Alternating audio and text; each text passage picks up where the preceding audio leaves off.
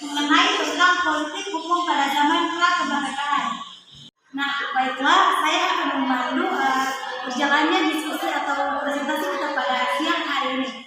Yaitu sebelum masuk kepada pokok pembahasan, kita akan membahas satu persatu mengenai sistem hukum pada zaman pra-kemerdekaan yang akan dijelaskan oleh Fitriyanti Hasan. Nah, jadi sistem hukum pada zaman pra-kemerdekaan, sebelum Indonesia dijajah oleh Belanda, Indonesia memiliki sistem hukum asli, yaitu hukum adat. Tetapi setelah dijajah, Indonesia memiliki dua sistem, yakni hukum adat dan hukum Hindia. Baiklah, setelah pada sistem hukum pada zaman pra-kemerdekaan, kita masuk kepada masa pra-kemerdekaan Belanda melakukan unifikasi hukum tentang pembagian golongan. Nah, di sini terdapat tiga golongan, yaitu yang pertama golongan Eropa yang berlaku adalah BW atau Burgerlijk Wetboek. Kemudian golongan kedua adalah golongan timur asing, yaitu yang biasa disebut sebagai golongan Tionghoa India, dan pasukan berlaku hukum perdata negara asal. Kemudian golongan ketiga yaitu terdapat golongan pribumi. Hukum perdatanya merupakan adalah hukum adat yang sebagian besar tidak tertulis. Nah, kita masuk pada masa kemerdekaan Belanda melalui unifikasi hukum tentang pembagian golongan, dan kita masuk kepada Belanda memonopoli Indonesia. Sejak saat itu hukum Belanda diberlakukan.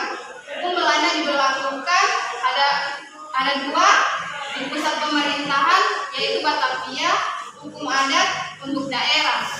Ketika Belanda memonopoli Indonesia, sejak hukum Belanda diberlakukan, maka pada masa Jepang pada tahun 1942 sampai dengan 1945, pada masa ini Jepang mengganti hukum peninggalan Belanda dengan hukum buatan Jepang yang disebut dengan Bunsenfeld.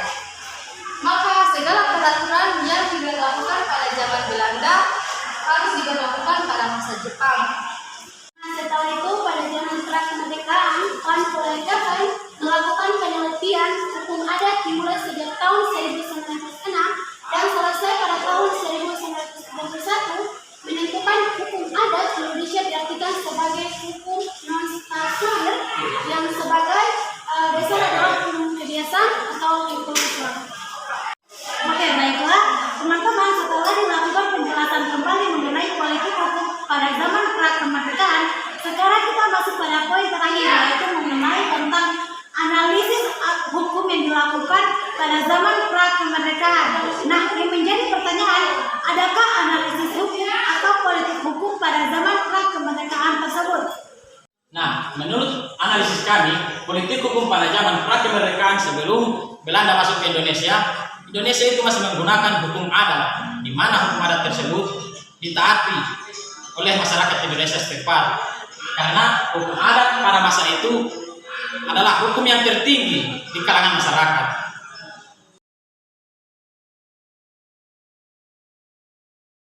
Nah, baiklah, itulah penjelasan tentang materi kami mengenai politik hukum pada zaman pra-kemerdekaan. Kemudian kesimpulannya yaitu politik hukum pada zaman pra-kemerdekaan, kami melakukan analisis ataupun penelitian, kami tidak menemukan politik hukum pada zaman tersebut. Karena pada zaman pra-kemerdekaan, Indonesia masih menganut hukum adat sebelum Belanda masuk ke Indonesia ataupun menjajah Indonesia. Kenapa hukum adat? Karena hukum adat merupakan hukum yang mengandung nilai-nilai tertinggi dan hukum yang paling ditaati oleh masyarakat setempat. Sekian, billahi taufiq wal hidayah.